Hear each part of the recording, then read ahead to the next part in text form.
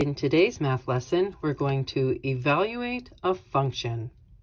To do this, we're going to replace the variable in the given expression with the value given in the f of x. So normally this position right here has an x in it.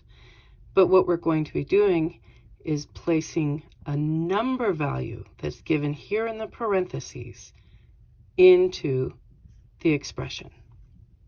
A quick hint, a simple reminder. A letter and a number that are side by side, they are multiplying. In example 1, we're going to use the following function rule to find f of 1, where f of x is equal to 11x. We see here in the parentheses that where we usually have an x, we now have a 1. This was given to us. And what it is instructing us to do is to replace the x that's in the original function with that 1. So this is 11 times something, and we know that that something is the 1 that we were given to work with. So remembering that a letter and a number side by side are multiplying, we multiply 11 and 1 and get 11. And there you go. In example 2, we're going to use the following function rule to find f of 45, where f of x is equal to x divided by 3 plus 12. So we are told in the instructions that we are going to replace the x from the original function with a 45. So we're going to put this 45 exactly where the x is in the beginning. So a fraction is very simple dividing. So let's replace this x with a space holder at the moment. So I have a space holder divided by 3 plus 12. Okay, so that space holder is really going to be the 45 that we were told to use. Order of operations, 45 divided by 3 is 15. And 15 plus 12 is 27. So for us, f of 45 equals 27. And there you go. In example 3, we're going to use the following function rule to again find f of 1, where f of x this time is equal to 11 minus 11x.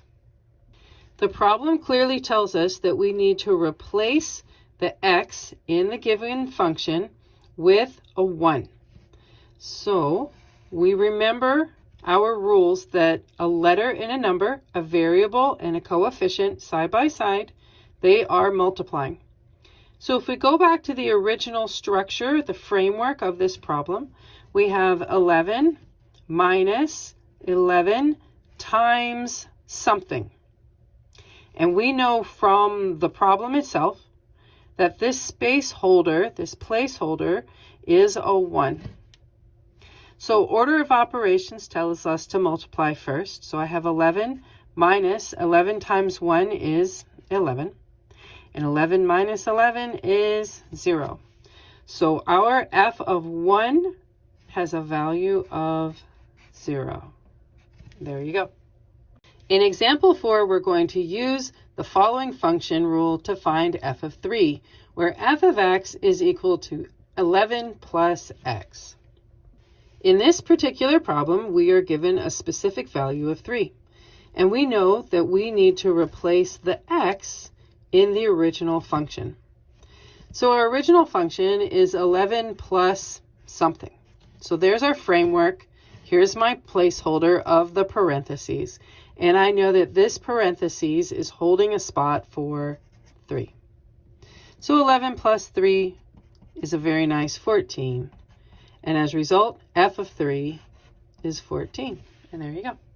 In our fifth and final problem, we're going to use the following function rule to find f of 6, where f of x is equal to x squared plus 8. In this problem, we are instructed to use 6 to replace the x in the original function. So the framework to set up will be an unknown quantity squared, because that's where the x was, plus 8. Except we know exactly what quantity to put in this placeholder. It's a 6. So 6 squared is 36, as we use our order of operations.